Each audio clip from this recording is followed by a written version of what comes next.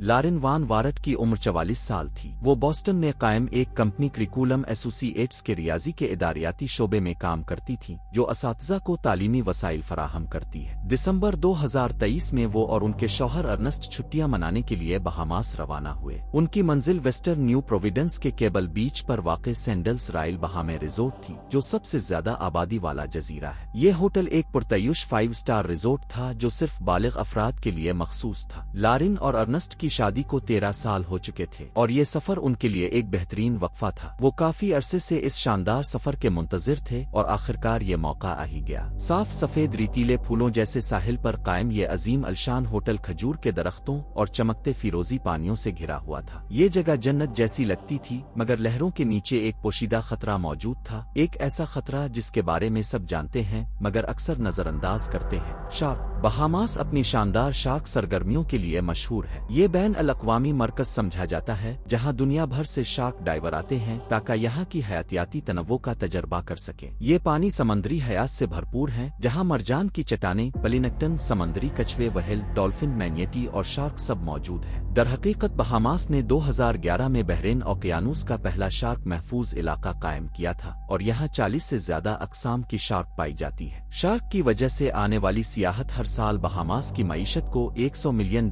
से ज्यादा आमदनी देती है। लेकिन ऐसे पानियों में तैरना जहाँ शार्क कसरत से हों एक संगीन खतरा भी होता है। बॉस्टन में सर्दियों के मौसम और मुंजमद दर्जा हरारत के बाइस लारिन और अर्नस्ट ने फैसला किया कि धूप वाली छुट्टियां गुजारना बेहतरीन होगा। फ्लोरिडा के साहिल से सिर्फ 150 मील दूर वाक़े बहामास खास तौर पर सर्दियों में धूप के मुतलाशी अमरीकियों के लिए एक मकबूल मकाम है। ये एक ऐसा गर्म खित्ते का सफर फराहम करता है जिसके लिए तवील परवाज की जरूरत नहीं पड़ती। लारिन अपने मोहल्ले में बहुत मकबूल थी। वो और अर्नस्ट एक दहाई से ज्यादा अरसे से एक ही घर में रह रहे थे और इलाके के बहुत से लोगों को जानते थे। जब भी लारिन अपने कुत्ते को घुमाने निकलती थी तो पड़ोसियों को हाथ हिलाकर सलाम करती या मुस्कुरा कर मलती थी। अब जब दोनों सैंडल्स रिजोर्ट पहुंचे तो उनका जोश बढ़ रहा था। उनके पास ऐशो आराम से भरपूर एक हफ्ता था और वो इसका भरपूर लुत्फ उठाना चाहते थे। पीर 4 दिसंबर 2023 की सुबह नाश्ते के बाद लारिन और अर्नस्ट होटल के साहिल की तरफ गए। आसमान अब्र आलूद था और सूरज कभी कभार बादलों के पीछे से झांक रहा था। दर्जा हरारत तकरीबन 25 डिग्री सेंटीग्रेड था। मेहमानों के लिए काका स्नोर्कलिंग का सामान और पैडल बोर्ड दस्तयाब थे। लारिन और अर्नस्ट ने इस सुबह पैडल बोर्ड चलाने का इंतखाब किया। उन्होंने बोर्ड और लंबी चप्पू नुमा पैडल उठाए और साफ फिरोजी पानी में उतर गए। पानी पुरसुकून था, सतह पर बमुश्किल कोई लहर थी। एहतियात से उन्होंने तवाजुन कायम किया और बोर्ड पर खड़े हो गए। वो आहिस्ता आहिस्ता खुद को आगे बढ़ाते हुए खलीज की सतह पर फिसलने लगे। वो साहिल से दूर होते गए और पानी गहरा नीला होने लगा। नीचे उन्हें डूबी हुई चट्टानों, मरजानों के साए और दरमियान में रेत नजर आ रही थी। रिजॉर्ट की तरफ देखने पर उन्हें दूसरे मेहमान साहिल पर चलते सुन बेड्स पर लेटे